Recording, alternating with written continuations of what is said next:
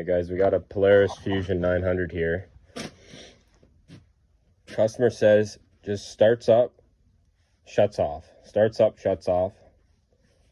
Tried figuring it out here. Checked took the fuel pressure, that was good. Checked spark on both cylinders was fine. Cleaned out the throttle bodies. And I was wondering what the heck was going on. It almost seems like it was shorting out somewhere and the computer was actually shutting it down. Well, I've been working on this for a couple days now, as you can see. What I found out is I pulled this flywheel off after days of working on this. What I figured out is this inner ring has actually loosened.